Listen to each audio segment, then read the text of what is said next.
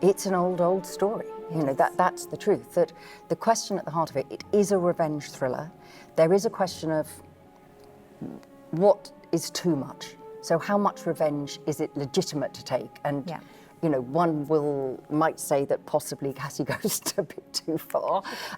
But at the heart of it is, what does a woman do if the people who are supposed to protect her are the people of whom she should be scared?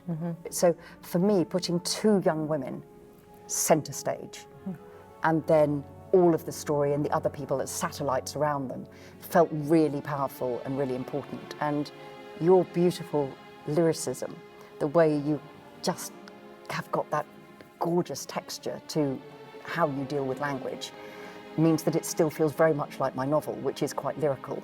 It's so lyrical. Got a punch to it and as we well. had, like when we met, I just was kind of encouraging you more and more, put more back in, get it back in, because tonally it's so essential to the whole thing.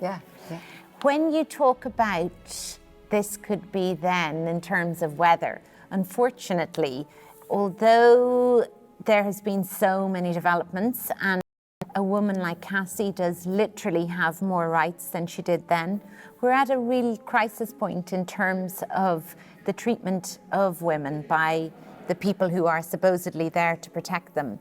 And this is really, really central to the story, but also to how we're living now and why this play is so significant in this moment.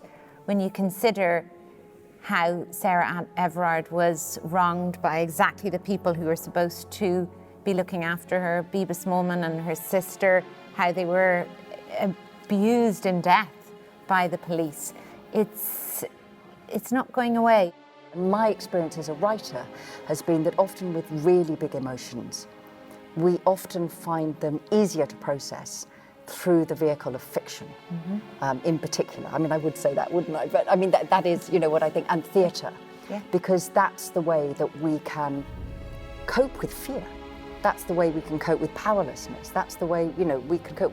We're talking in really grim times at the moment, but we can bring beauty and thought to those big emotions on the stage, and I think that that's really terrific.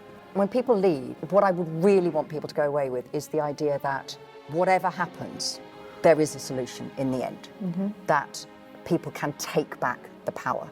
People will not agree with the way that Cassie does things or what Connie's choices are, but the point is that in the end, it's two young women who take the power back.